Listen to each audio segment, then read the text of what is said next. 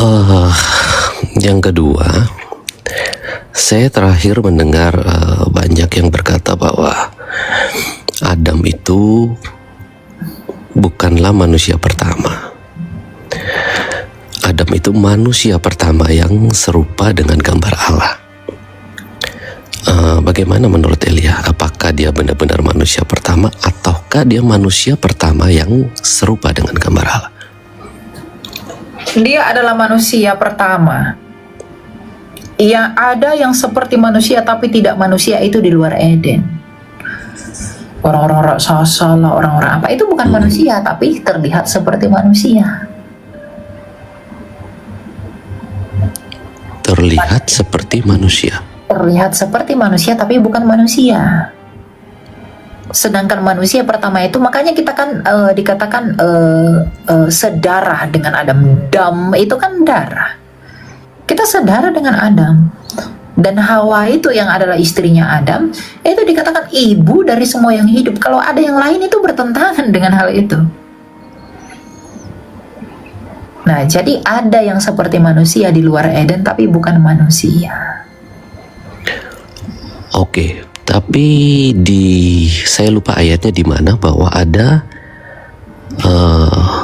yang kawin dengan manusia raksasa. Ada ayatnya itu ya? Ya, Kejadian 6 itu Nephilim, orang-orang yang jatuh. Itu bukan malaikat ya Pak, tapi anak-anak Allah dan anak-anak manusia. Anak-anak Allah di sana merujuk kepada keturunan Set yang saleh, dan ke anak-anak manusia di sana adalah keturunan Kain yang kotor.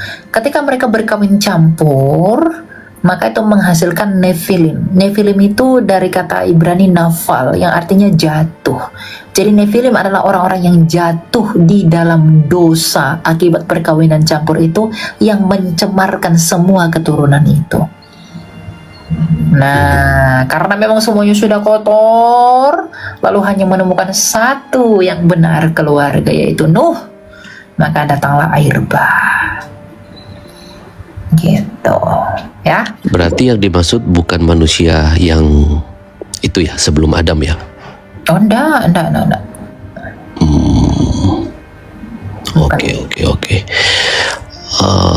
Oke, saya rasa cukup Elia. Thank you. Kita lanjut ya. Yo, God bless you. God bless you. Silakan Yusuf Kusnandar. Salam Kak Elia. Ya, salam.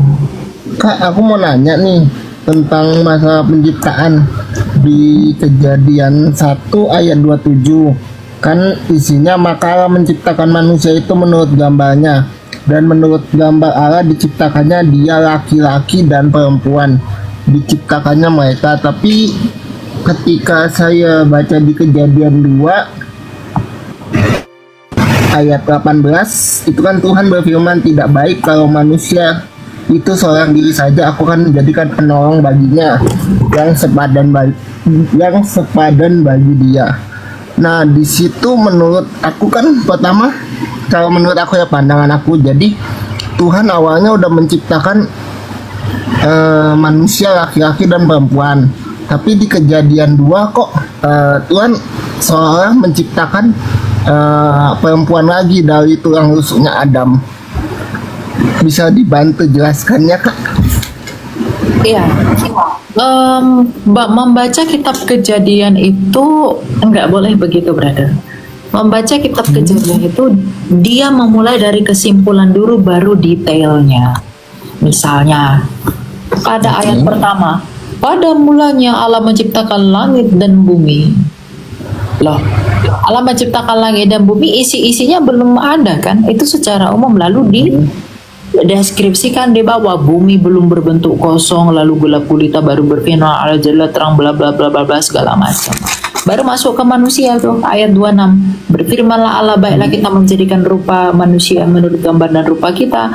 Nah, itu kesimpulan, lalu dideskripsikan di mana? Di Kejadian 2. Bagaimana penciptaan laki-laki dan perempuan itu? Baru diciptakannya laki-laki, perempuan diambil dari tulang rusuknya, baru jatuh ke dalam dosa. Bagaimana jatuhnya ke dalam dosa? Nah, dideskripsiin tuh di ayat 3 dan berikutnya. Ya. Ular adalah binatang paling cerdik. Nah, tentu Allah berfirman. Baru dideskripsiin lagi sampai ayat ke 24 ayat keempat juga bukti dari dosa, pasal keempat Kain dan Habel bukti dari dosa itu ada.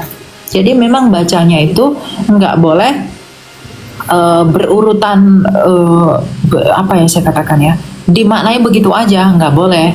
Jadi kesimpulan dulu baru detail, kesimpulan dulu baru detail, kesimpulan dulu baru detail. Itu baca.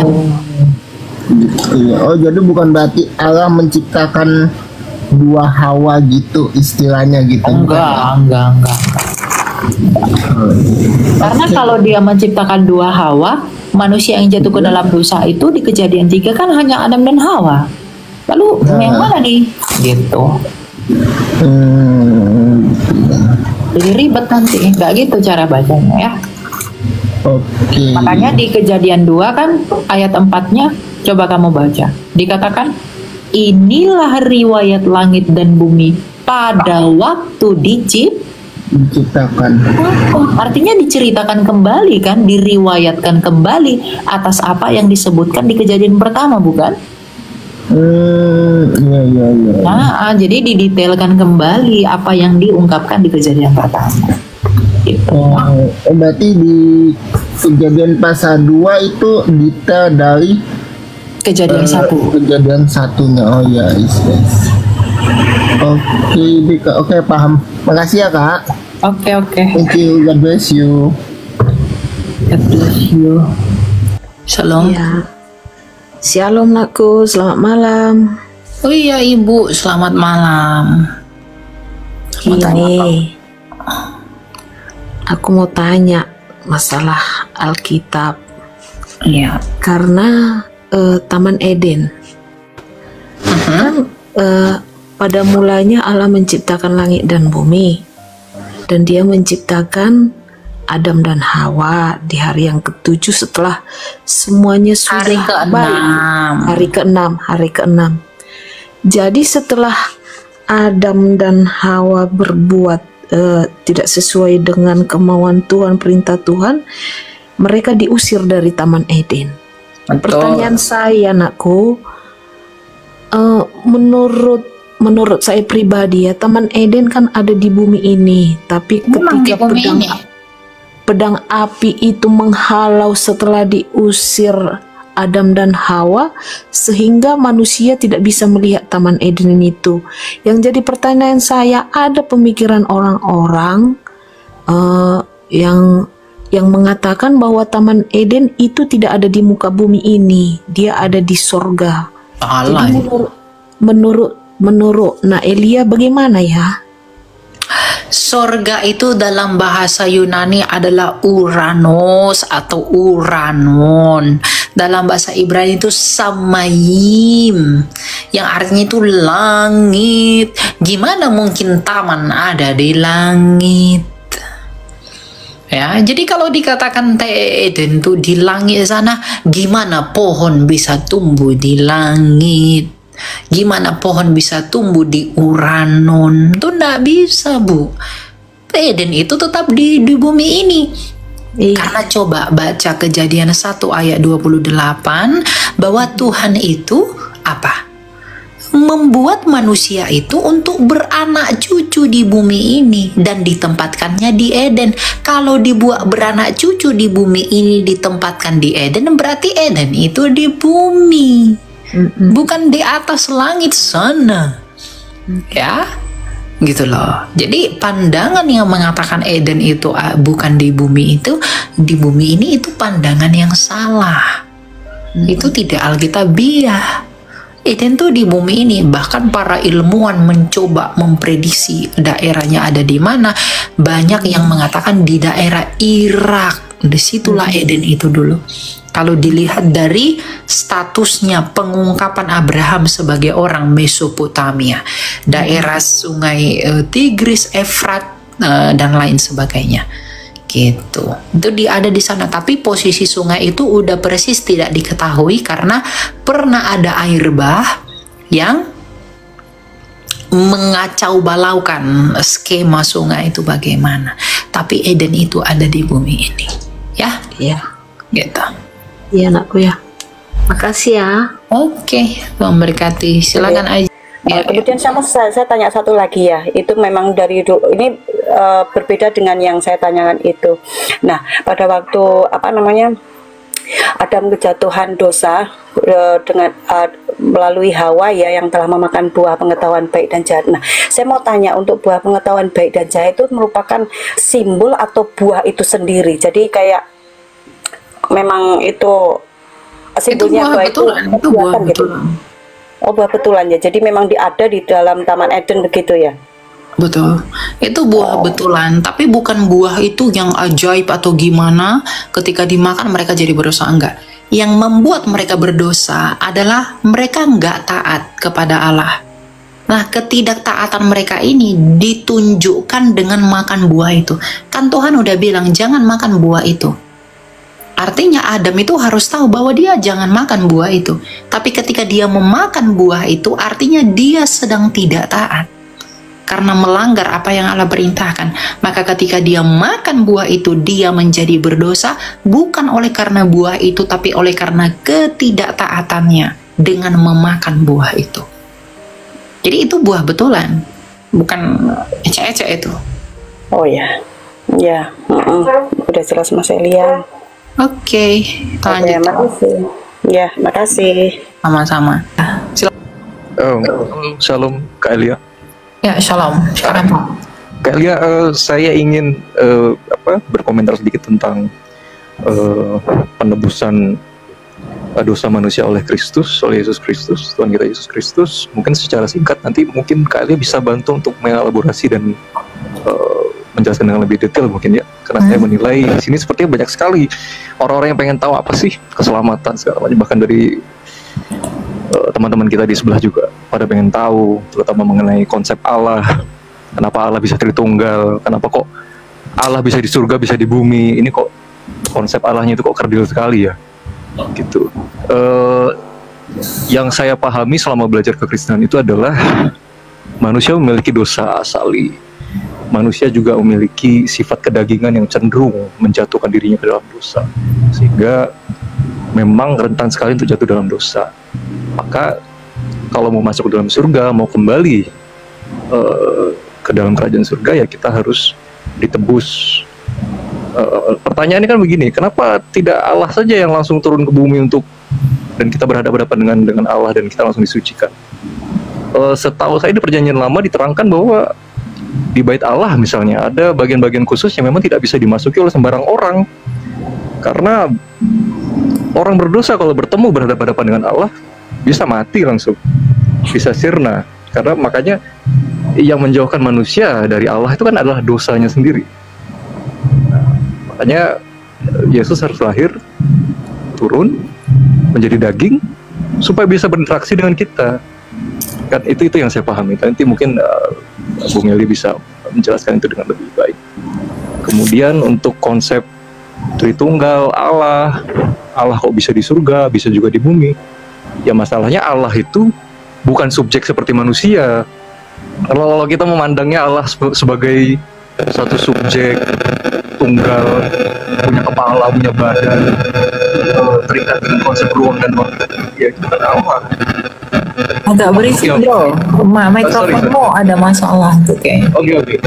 Tapi suara saya bisa didengar? Enggak. Ada berisik itu apa ya? Oh sebentar.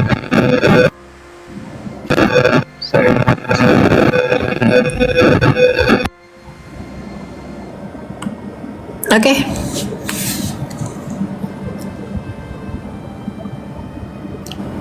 Suara ndak ada.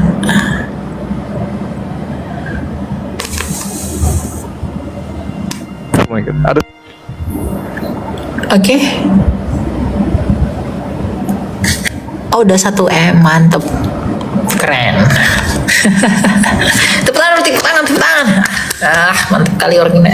Mantap ya, aman. Ya, aman. Kayak mana tadi Zia? Apa yang mau kau bilang? Oh Zia. Ada suaramu Zia. Adalah. Jadi betul ya. Kedengaran Kak? Nah, baru. Terus? Baik, begini saja ya. Tidak pakai mic ini. Oke. intinya saya ingin berkomentar saja soal penebusan Kristus, karena di sini mungkin banyak yang penasaran. Nanti mungkin Bung Elia bisa bantu menegaskan dan menerangkan dengan lebih baik. Yang saya pahami adalah kita sebagai manusia itu punya dosa asali.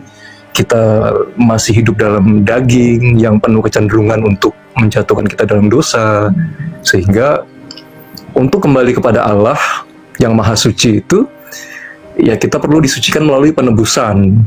Nah, jadi kita tidak bisa langsung berhadapan-hadapan dengan Allah karena Allah Maha Suci, kita penuh dosa, dan yang menjauhkan kita dari Allah itu adalah dosa kita sendiri. Makanya dibutuhkan satu penebusan, satu perwujudan Allah yang menjadi manusia, yang dengan kedagingannya itu dia bisa berinteraksi dengan kita yang fana ini. Kan begitu. Ya. Nanti mungkin Bung Elia bisa bantu menjelaskan juga. Kemudian yang kedua, saya mau berkomentar sedikit soal konsep orang-orang mengenai Allah itu ya, Tritunggal. Kenapa Allah bisa di surga? Kenapa Allah bisa di bumi juga? Lah kalau kita memahami Allah sebagai satu subjek yang punya kepala, punya badan, punya tangan, ya berarti Allah itu terbatas oleh ruang dan waktu. Jadi saya melihat ada kecenderungan orang-orang untuk salah memahami personifikasi Allah yang kayak manusia gitu seolah-olah. Mungkin Bung Elia bisa menjelaskan soal itu. Thank you. Ya, thank you ya. Itu udah lengkap kok. Jadi kesimpulannya memang muaranya ke situ, meskipun detailnya perlu tapi terima kasih ya, Jia. Silakan Sri Wahyuni. Selamat malam. Malam Kak. Namamu Sri, suaramu Sro. Silakan Sri. Ya sorry, pakai HP-nya istri. Sorry. Oke, silakan. Kak, Makanya apa, Pak? malaikat itu ciptaan Tuhan tidak? Atau bukan? Betul, malaikat itu ciptaan Allah. Oke. Manusia juga ciptaan Allah ya? Betul. Kenapa manusia bisa dikasih kesempatan untuk bertobat, sementara malaikat tidak? Iya. Padahal sama-sama memberontak untuk ingin sama-sama untuk menyamai Allah, walaupun berbeda kasus. Malaikat itu makhluk roh. Mereka itu makhluk kekal. Jadi dosa mereka pun kekal. Dan manusia itu enggak. Manusia itu bukan makhluk roh. Makanya Ibrani 9 ayat 22, tanpa penumpahan darah tidak ada pengampunan dosa. Maka pengampunan dosa hanyalah bagi dia yang punya darah. Makanya orang bertobat setelah mati itu nggak bisa. Ketika rohnya berpisah dari tubuhnya yang ada darah, pertobatan itu tidak diterima.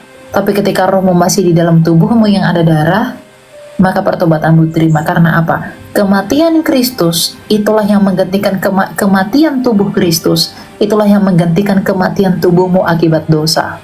Yang dengan demikian kamu dibebaskan dari kematian kekal secara rohani.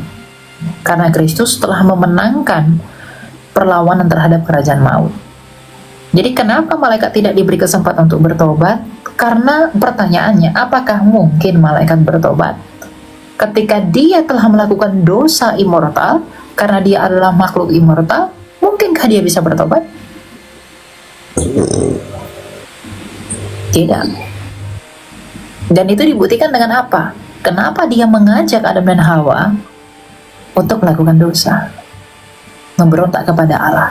Padahal kejatuhan malaikat itu jauh terjadi sebelum terciptanya bumi ini. Karena mereka dilempar ke Samayim. Dari Samayimnya dimensinya Allah. Jadi kalau kamu pertanyakan, kenapa mereka tidak diberi kesempatan? Karena mereka tidak mungkin akan bertobat. Dan yang paling parahnya lagi, mereka melakukan dosa immortal. Karena Allah itu kudus, dan mereka memiliki noda, mereka tercemar untuk selama-lamanya. Maka mereka tidak bisa kembali lagi kepada yang kudus, karena mereka sudah punya noda. Oh, kenapa Tuhan tidak menghapuskan saja? Tidak bisa begitu. Kenapa? Karena dosa itu tidak bisa dihapuskan begitu saja, karena itu berbicara tentang noda dan kuasa. Antitesanya Allah yang adalah kasih adalah dosa. Makanya Tuhan sangat membenci dosa. Dia nggak bisa hapus-hapuskan begitu. Makanya ketika ada orang bertanya, kenapa sih Tuhan itu tidak mengampuni orang berdosa begitu saja? Kenapa sih dia tidak mengampuni? Oh, nggak bisa. Dosa itu lawannya Allah. Nggak bisa. Oh, kok kenapa dia nggak memusnahkan lawannya aja? Di mana tidak ada kasih, disitulah Allah itu tiada. Kalau tiada kasih, disitulah Allah itu tiada. Tiada dalam pengertian Allah tidak hadir di sana, bukan berarti eksistensi Allah itu tidak ada. Makanya Tuhan Yesus berkata, berbahagialah orang yang suci hatinya, karena mereka akan melihat Allah. Yang suci hatinya akan melihat Allah, itu bukan melihat Allah dalam wujudnya, bukan. Melihat Allah artinya adalah melihat kasih itu. Kalau hati kita suci, kalau hati kita bersih, maka kita akan melihat kasih yang adalah Allah itu sendiri. Dan pengenalan mengenai kasih itu datang dari Yesus Kristus sendiri. Melalui apa? Pengorbanannya. Jadi kasih Allah yang adalah kasih itu dibuktikan melalui pengorbanan Kristus yang mengasihi kita, Yohanes 3 ayat 16. Jadi bukan malaikat yang enggak diampuni, tapi apakah mereka memang mau bertobat dengan dosa immortal mereka? Gitu ya. Oke, Kak. Shalom kakak. Shalom, silakan. Ada yang mau tanya? Kak, aku mau nanya, aku mau sharing. Aku pun Kristen ya kan. Aku mau nanya, yang menciptakan langit dan bumi Yesus apalah? Allah, Bapa, Putra, dan Roh Kudus. Allah kan. Tapi kenapa banyak orang Kristen bilang Yesus yang menciptakan langit dan bumi? Ya kan Yesus kan juga firman yang mencipta, Bapa juga mencipta, Roh Kudus juga mencipta. Kamu ngomong samaku, yang ngomong samaku ini tubuhmu, firmanmu, pikiranmu, atau rohmu? Atau semuanya? Justru itu aku mau bertanya sama kakak, kan memang aku maksudnya nggak terlalu inilah ke agama kan, tapi kan yang aku pelajarin dalam Alkitab yang menciptakan langit dan bumi itu kan Allah Bapa di surga. Allah Bapa melalui firman dan rohnya. Ayub 33 ayat 4. Nah, sekarang saya ngomong samamu, yang ngomong ini tubuhku kah, firmanku kah, atau rohku? Semuanya kan. Kalau saya hanya tubuh tanpa firman dan roh, saya mayat. Kalau saya hanya firman tanpa roh, tanpa tubuh, ya saya nggak jelas. Kalau saya hanya roh tanpa firman, tanpa tubuh, saya Casper. Iya, cuman aku mau meyakinin, aku mau tanya, kan banyak orang Kristen mengatakan Yesus memang pencipta. Tapi yang aku baca di Kejadian 1 ayat 1, yang menciptakan langit dan bumi adalah Allah. Ya Allah itu kan Bapa, Putra, dan Roh Kudus.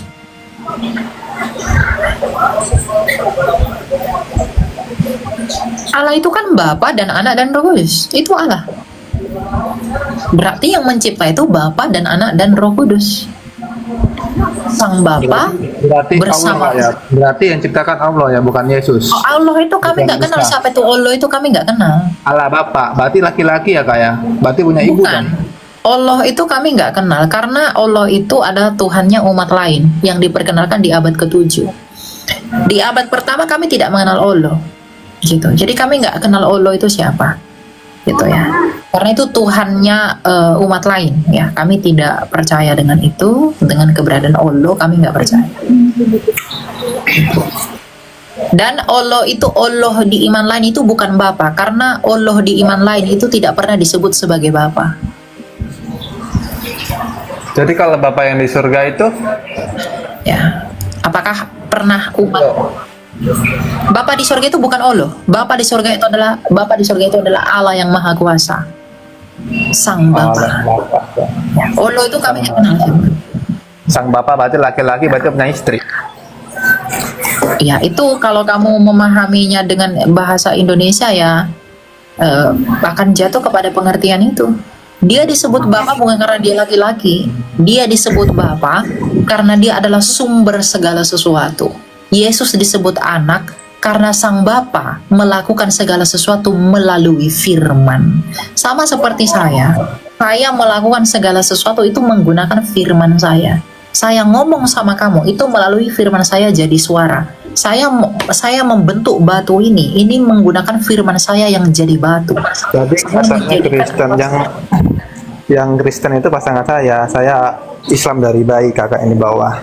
Dia cuma bertanya itu doang, meyakinkan itu, karena yang dia baca di Alkitabnya dia kan yang menciptakan langit dan bumi kan Bapa, bukan Yesus.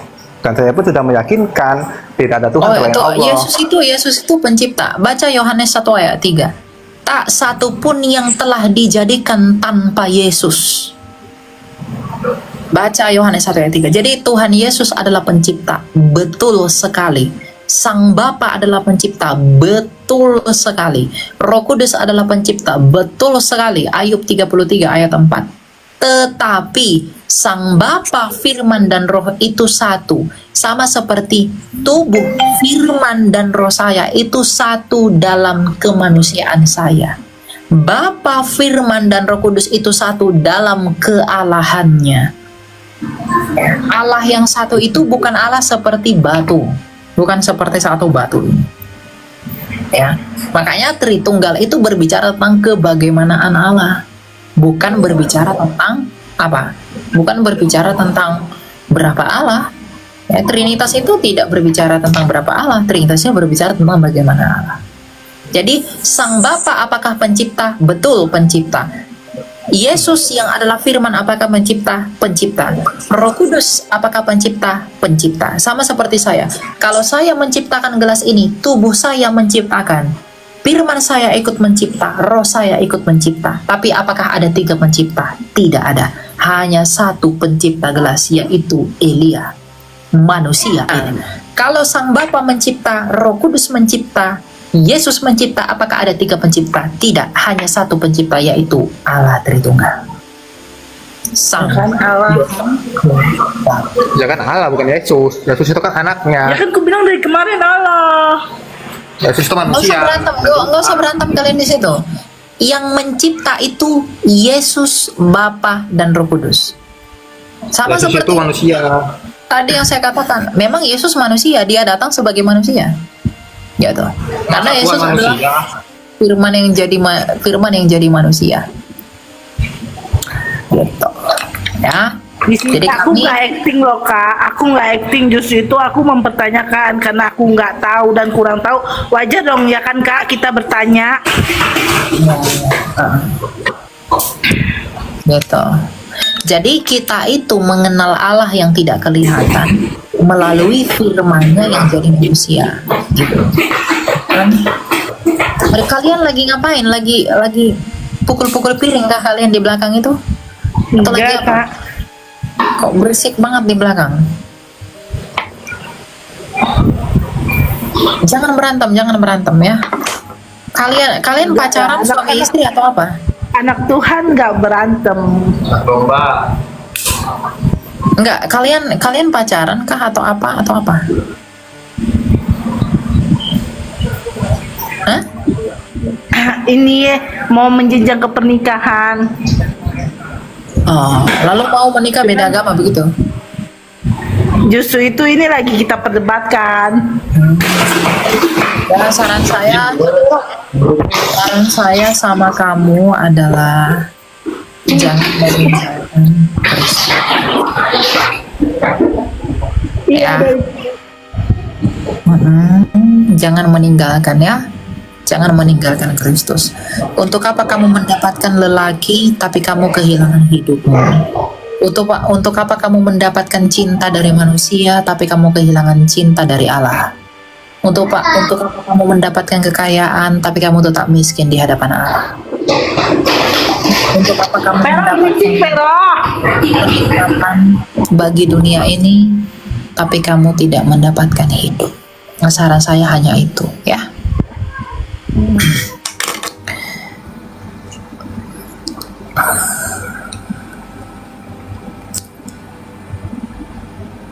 Ya, kelihatan sekali tidak ada damai sejahtera di rumah itu. Orang lagi ngomong gerusuk sana gerusuk sini ya. Itulah kalau ada roh-roh dari iblis di dalam rumah ya begitu.